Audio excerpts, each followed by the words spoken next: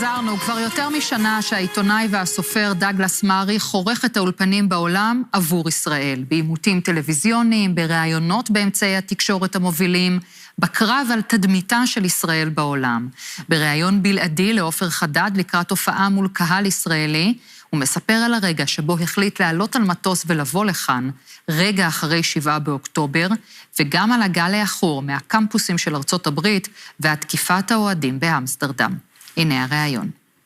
Douglas Murray, thank you so much for speaking to us. It's a great pleasure. הוא אחד הסופרים והוגי הדעות המצליחים כיום בעולם. קרוב לטראמפ ולנתניהו, מבקר חריף של השמאל המערבי, עם ספרים שתורגמו לעשרות שפות וקהל של מיליונים. וכבר יותר משנה שהוא עובד מסביב לשעון ומסביב לעולם עבור המערכה של ישראל בזירה הבינלאומית. They want Israel to be destroyed. They want Hezbollah and Hamas to win. They're on the side of the jihadists. Why don't these people have the guts to come out and say it? Well, who is Israel occupying? is an occupying state. Hang on, that's your view, and I have to correct your view. There is no law of war that says you're allowed to start a war and then complain when you lose it. As a writer and a journalist, I believe that your job is to pursue the truth. The lies told about this country, to me, are intolerable. Don't kidnap people and hold them in your house. If Mehdi cares about the Palestinian casualties, then tell your bosses in Qatar to tell their friends in Gaza to stop the war and give back the hostages. When I see people saying that, Israel is committing a genocide, I can't bear that lie. Israel is actually doing the genocide. The population of the Gaza has grown by 1 million in the last 15 or so years. None of the stats support that ridiculous claim. It's such a weird smear and a libel of Israel. I can tell you one thing. The comparison between Hamas and the Nazis is insufficient. And sorry, there's an incoming.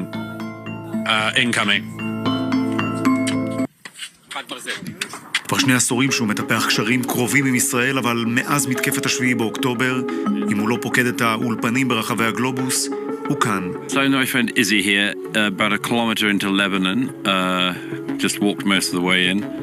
You were also here a decade ago during the operation in Gaza, but at least from my perspective, the last year turned you from just another supporter of Israel into the clearest voice for the state of Israel out there.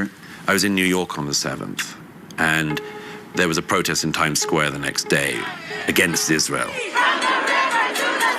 These were people celebrating a massacre that was ongoing. In New York? In New York, in Times Square.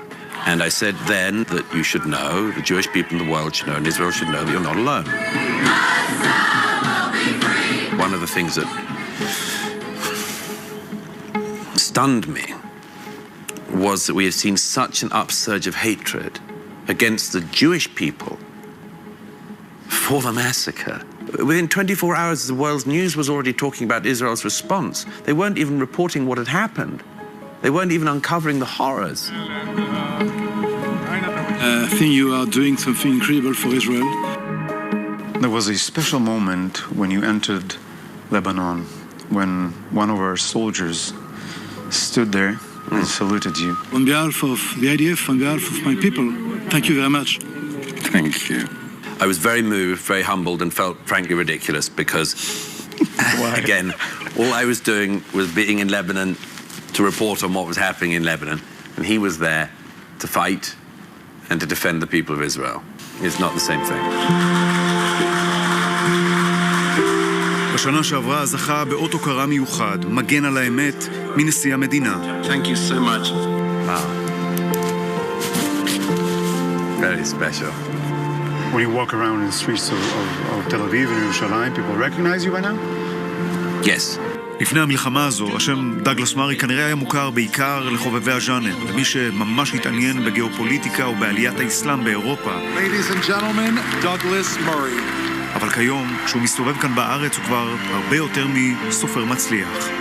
הוא רוקסטאר. We had 3,000 people turned out to hear me and my friend Ben Shapiro, and it was a wonderful, very, very encouraging and warm evening.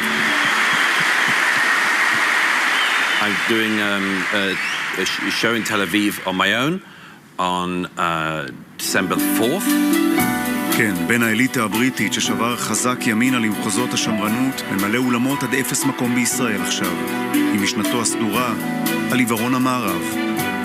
You grew up in a Christian family, were educated in some of the top institutions in the UK, gay intellectual, seemingly on the direct path to the top of Britain's left-wing elite, and I ask myself, what went wrong? I didn't want to lie. One of the things I've learned as a writer and a journalist is that you can either just report what you see with your own eyes, or you can try to pretend not to see. It's true that I've not been elevated to the House of Lords, I've not been given a knighthood and so on, but I don't seek any of those things, so... ב-2017 הוציא מרי את ספרו המוות המוסר של אירופה, שהפך רב מחר עולמי, ספר שהיכה גלים ועורר עליו גם לא מעט ביקורת. ב-2022 פרסם רב מחר נוסף, הקרב על המערב, שתורגם כעת גם לעברית בהוצאת שיבולת.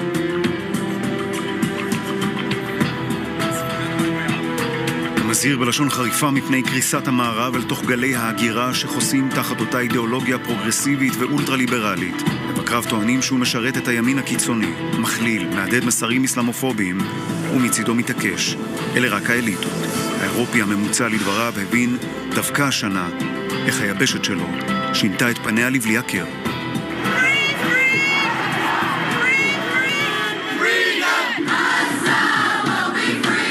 Very few people have the tiny amount of courage required to say who the relevant Nazis are today. A headline in the German press quotes the Berlin police chief with an alarming statement: Jews and homosexuals are not safe in Berlin. I wish that this was somehow a surprise, but it isn't. It's all been completely predictable. Who are the people who mean that Jews, gays and others should hide their identity? It's not just the average German. After the attacks on Jews in Amsterdam recently, many people said these were Dutch citizens attacking Israelis. Were these Dutch people in clogs running out of their windmills and randomly attacking Jews on the streets of Amsterdam? No. Safely Palestine we go. Good. Unassimilated immigrant population within Europe are the only population for whom anti-Semitism is mainstream, commonplace, and taught. One of my taunts to my opponents in the international arena is every pro-Israel demonstration, whether it's in Sydney, Australia, Toronto, Canada, they will finish with the singing of Hatikva and the singing of the national anthem of the country in question. Every single anti-Israel protest in Britain never finishes with the singing of God Save the King. Why? Because they don't like Israel and they don't like the countries they're in. If you are a Muslim immigrant and you want to live in peace with your Jewish neighbors and you want friendship with your Jewish neighbors, stay, welcome, be part of our society.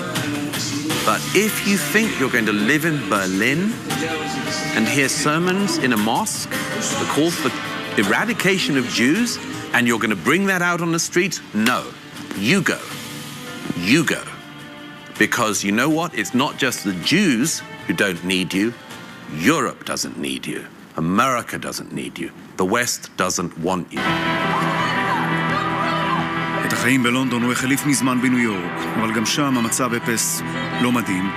Raise your hands if you're a Zionist! Raise your hands if you're a Zionist! This is your chance to get out! כיום העיתונאי והסופר הזה הוא כבר הרבה יותר מהוגה דעות ומבקר של ההגירה. יש לו דעות מגובשות גם על האיום האיראני. Stop Iran from getting the world's most dangerous weapons. And if it has to be Israel alone, I suppose it will be, but it shouldn't be. וזה האיש שמדבר לא רק באולפנים, אלא גם לאוזניו של הנשיא הנבחר טראמפ, שאת ליל הניצחון שלו חגג איתו באחוזתו במר-הלאגו. It was a historical moment, but it's not up to me to say what he may or may not do. וגם עם נתניהו, מתחזק יחסים קרובים למדי. את אופיים וטבעם הוא לא ממהר לחשוף בפנינו. How often do you speak to him? And if I may, what do you discuss?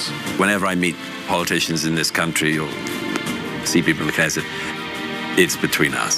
But at least can I ask you, how would you define your relationship with him? Is it friendly? Is it something that he seek for your advice? I'm not getting drawn into that.